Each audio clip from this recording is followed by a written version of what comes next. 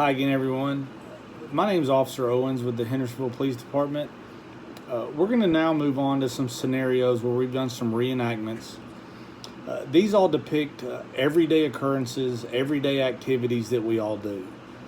What we have seen at the Hendersonville Police Department in recent years is that more and more criminals are targeting easy targets. They're looking for the easiest targets possible.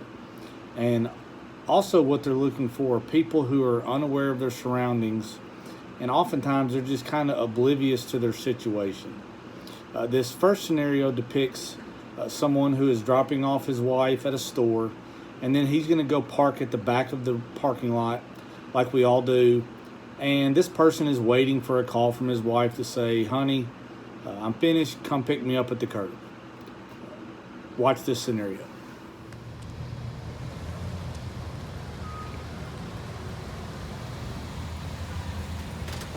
How long is this going to take? I'm just going to run in the store a minute. I'll be back in just a second. Yeah, it'll be an hour. I'll be right back. All right.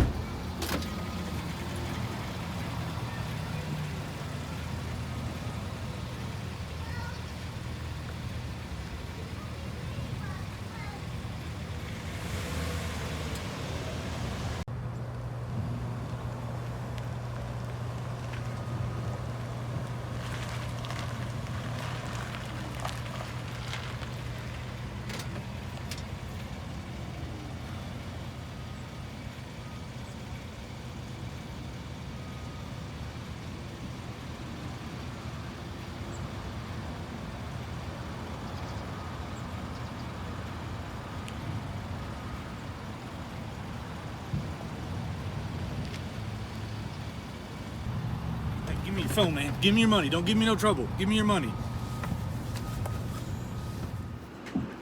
So again, as we all saw there, the gentleman, he dropped his wife off at the curb, went to park in the back of the parking lot. I know that's something I've been guilty of in the past, and the first thing oftentimes we do is we pull out our phones and start playing a game or checking emails or returning text. The problem with that could be is that when we do that, we're not at all aware of our surroundings, and that can really be a problem when we're doing it with our windows down and we're back in an isolated part of the parking lot. In this scenario, the criminal was staking out the parking lot looking for an easy victim, just like this gentleman who he decided to rob. So what we can learn from that scenario, and unfortunately this is something we've seen happen, is if we're aware of our surroundings, if we're always looking for that suspicious person who's lurking on the edges of the parking lot, avoid that area. And then when you see that person lurking like that, call in and ask for the police department to come and check that person out to see if they're okay. So this next scenario depicts the same couple going about a common everyday activity. They're going to do an ATM transaction. And again, it depicts a couple who are unaware of their surroundings. Perhaps they're a little bit naive, or at least the husband is. Let's watch this scenario together. Hey, what are we going to do for dinner tonight? I need you to go by the anytime teller so we can get some cash out, please. All right. I'll just go right here at this one. What about this strange looking guy over there by the... He's just probably, he's nothing. Don't worry about him.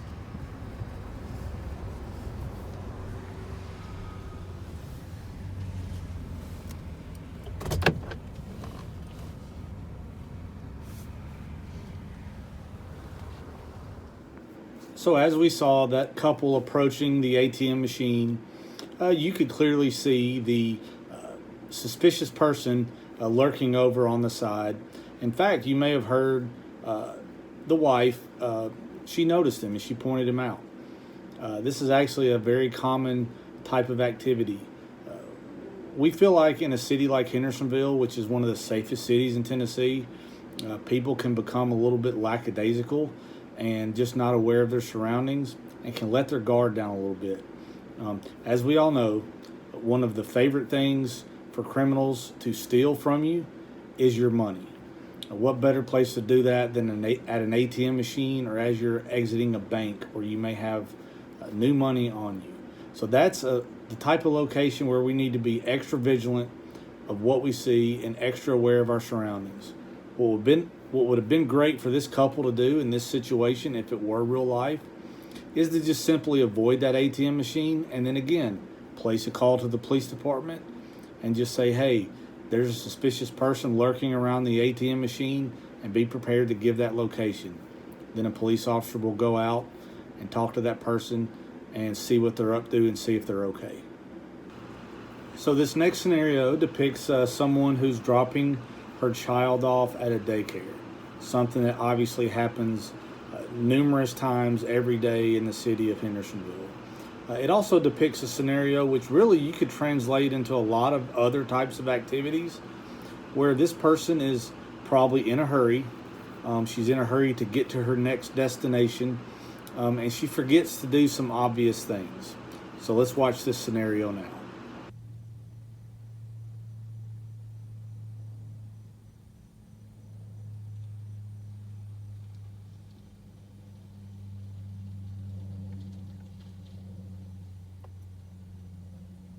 Easy pickings.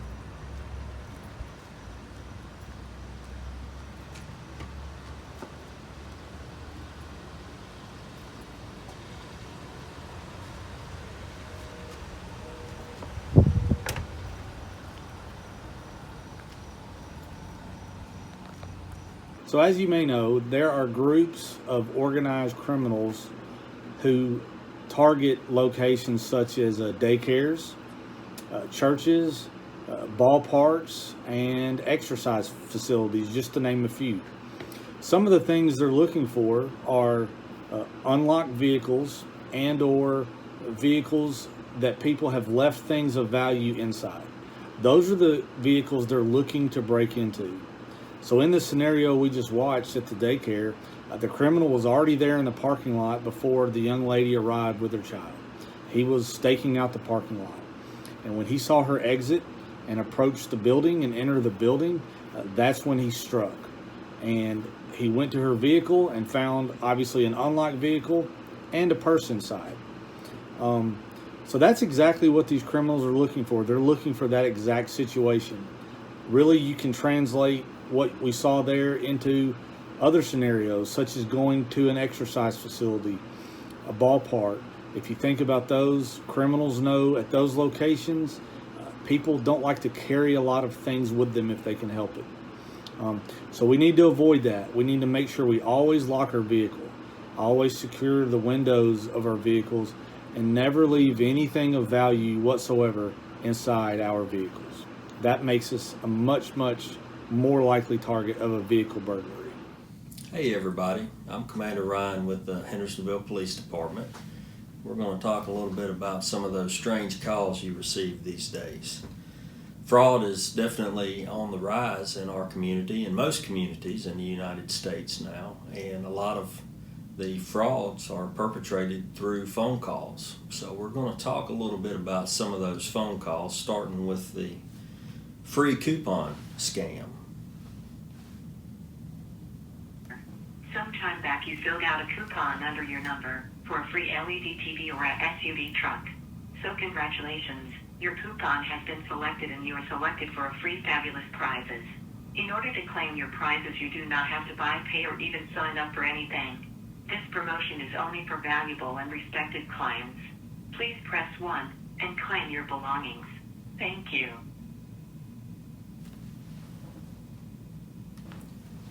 Well, that's the end of that one, and that's a voice message. They're counting on someone to answer the phone and pressing 1 to follow up. Now, sometimes the coupon is not a scam. Sometimes it's just a spam solicitation where they're using numbers that they've obtained, sometimes illicitly, just to get their products out there. This particular scam, you know this one is a scam because it has the digital voice recording and it's coming from a number that is represented to be a local number. However, that number belongs to somebody else. If you call that number back, you're going to talk to somebody else and they're not going to have any idea what kind of coupon they're talking about. Not to mention, I know that I didn't fill out any kind of registration for a coupon like that. And I typically don't, because those are ways that people have to obtain your personally identifying information, which makes it possible to have your identity stolen. And also, it is for sale typically on the dark web for those who have less than good intentions for that personal information. You'll notice that they use the terms, this is only for valuable and respected clients. They're throwing a little psychology in there so that it helps you to feel more important and make you want to talk to this person that's just paid you this compliment. After all, they called you, so you must be valuable and respected. So we'll move on to the next one now. One of the heaviest volume of scam calls that we see involve the extended warranty on your car. We recently noticed that your car's extended warranty was about to expire and wanted to give you one final courtesy call before your warranty expires and your coverage is voided. This would make you financially responsible for all service repairs. Press 1 now if you wish to extend or reinstate your car's warranty. Once again, press 1 now or press 2 to be placed on the DNC, or call 833-304-1447. That's about number 500 on the final calls for extending my car's warranty, and I'm sure everyone else gets just as many. This one is absolutely a scam. Again, it comes from a number that is represented to a lot of times to be local, and sometimes it's just a generic number from another area code that may be out of state, but they are coming from different numbers most every time, and that's because they're using dialing software through a computer system to just make a high volume of calls. And what happens if you're interested because you're now afraid that you're going to be financially responsible for all of your car's repairs? That's just a scare tactic. And it works for a lot of people, but the reality is you're financially responsible for your car repairs anyway. So if you decide to pursue this, they will sell you an extended warranty when you talk to a live person.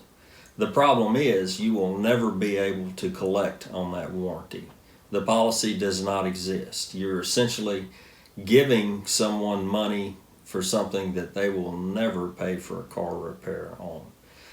In addition, you're giving them personally identifying information and payment information that they can further steal your identity or even sell your information to other scammers so that you continue to get a plethora of different type of scam calls. Once these scammers get you on the hook, you become famous in the world of scammers and your information is shared all around. They realize then that they can use some of these scare tactics or some of these complimentary tactics to put you on the hook.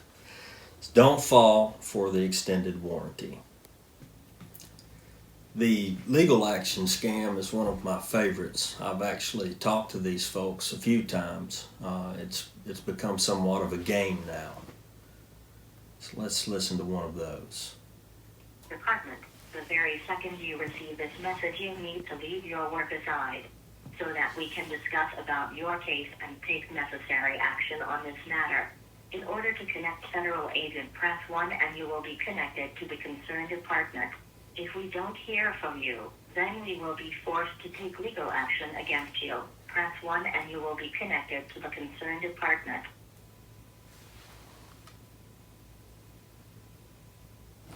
Now, what happens when you press 1 is you will be connected with someone, but they are not going to be a federal agent. It's been our experience that they're actually a prisoner in a penal facility, typically out of the state of Tennessee, one of the bordering states most typically. We have had some success in pursuing this scam. However, it's becoming increasingly difficult to identify which inmate and which cell the call is originating from, because the phones are passed around discreetly, of course, and there are multiple people that are involved in this. What happens when you connect with a person, they convince you that there is an outstanding warrant for your arrest because you've either missed jury duty or you were involved in an accident in some way and you're liable and you failed to hold up your financial responsibility for that, or there's been a warrant issued for some other reason. A lot of times it may involve a debt to the IRS that you did not pay. And they will try to keep you on the phone, and they'll let you know that they're nice people and they're willing to help you. And if you just stay on the line, they will assure that you don't get arrested. But you need to stay on the line with them while you go and obtain something like green dot cards and put thousands of dollars worth of your hard-earned money on these cards, and they'll have you give them the numbers as they keep you on the line while they provide you directions to drive to a federal courthouse so that you can take care of this and ensure that you're not arrested. And the money will help them ensure that you're not arrested while you're on the way to the courthouse. It's kind of like a security bond. And it is absolutely a scam, and people lose $800-900 at a time like eating crackers. It's unbelievable how successful this one is. The federal authorities, state authorities, and local authorities will never bargain with you to avoid arrest by paying money through green dot cards or any other kind of cards. Don't fall for this one because they're extremely difficult to track, and even if the responsible suspect is identified, putting your hands on that money, it's gone. I don't think we've had a situation where we have been able to recover money from one of these. This next call is one that I've not received before. It was same principle, but a little different twist on it. The reason of this call is to inform you that package has been seized which is under your name by U.S. Customs and Border Protection. Suspicious activity is done under your name, so press 1 to talk to a CBP agent. I repeated, press 1.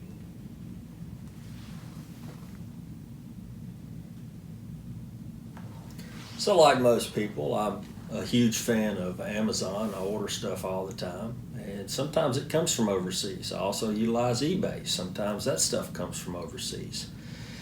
So for me, someone has likely hacked into a database that has some of that shipping information, and they know that I have ordered products from overseas before.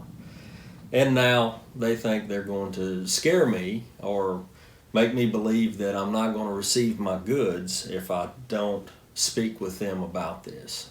Now what happens with this is as soon as you talk to a person, they're going to tell you that you owe so much money to get this product through customs. They may tell you that it is illegal to try and ship this product into the United States, so now you're going to have to pay a fine to them before they can do anything else. But before the end of the call, they'll be your best friend, and they want you to have that product, especially since you've paid this fine. So for a little more money, they will help get this to your house where it's supposed to be. And the con just keeps going. If they get you on the hook for a little money, the next person is going to try to raise that up. And we see this over and over with many type of scams. But they keep coming up with new themes for their scam. Like I say, this customs scam, this is the first time I've received this call. So everybody needs to be vigilant, not just for this particular information, but anything that sounds similar to this. And again, you'll notice the digital voice.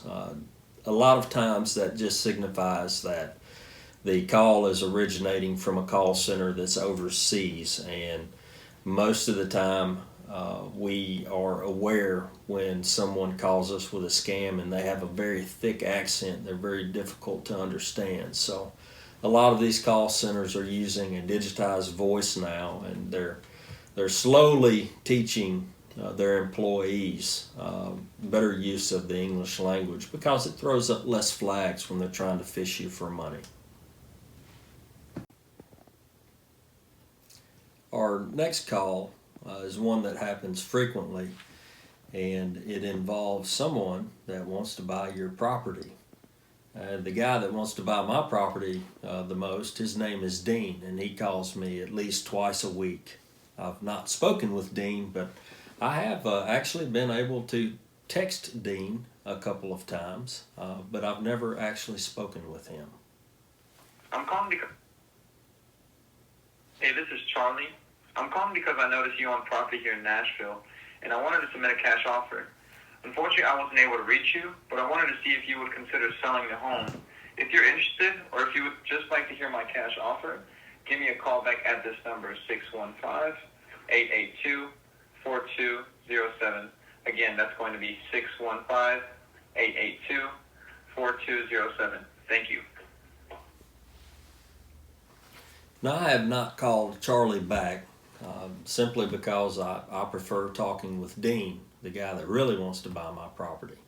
And just so you know, every time I get a phone call like this, if I'm able to talk to a live person, or if I get a text message on my phone wanting to buy my property, I live in a very modest house in an adjacent city, and I price my home for $1.5 million every time, just in case it could be a real offer.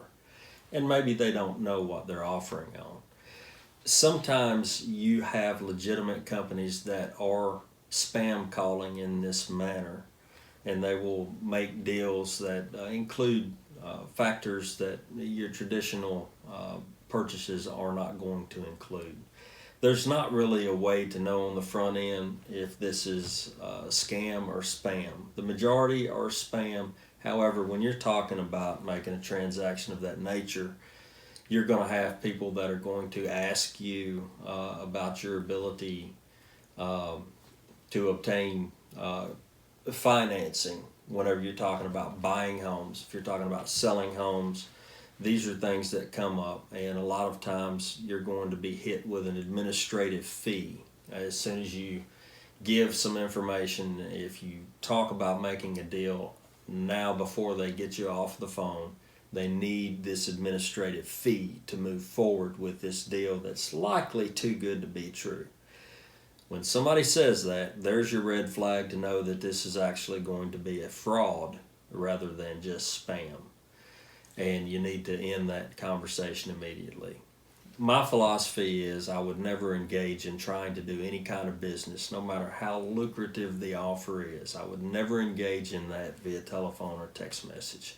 It's just not the way to do things and keep yourself protected. However, this buy your house is a huge number of calls that we get on a daily basis. Some of it may be for real, a lot of it is not. You're looking at the possibility, if you choose to follow one of these calls, you're looking at the possibility of verifying your personal identifying information to be sold by this company to who knows who else would get it. And that's just not a safe thing to do. The bottom line with all of these scams, whether it's phishing for personal information or phishing for money, is you can see them coming. We know that their intention is to obtain your personally identifying information and to somehow get their hands on your money. Let those be your red flags, and when it doesn't feel right, just stop it. The best way to handle these calls is to never answer these calls. I have a practice of not answering any unknown numbers that come through my phone. If it doesn't have a name associated out of my address book, I'm not going to answer it. That's why I have all these voicemails of these scams preserved.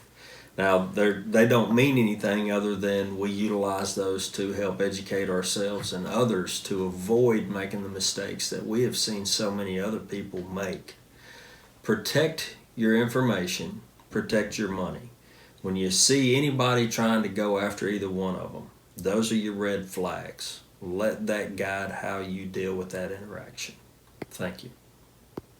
Hi, my name is Andy Gilley. I'm the Hendersonville Parks Director here in the city of Hendersonville, Tennessee.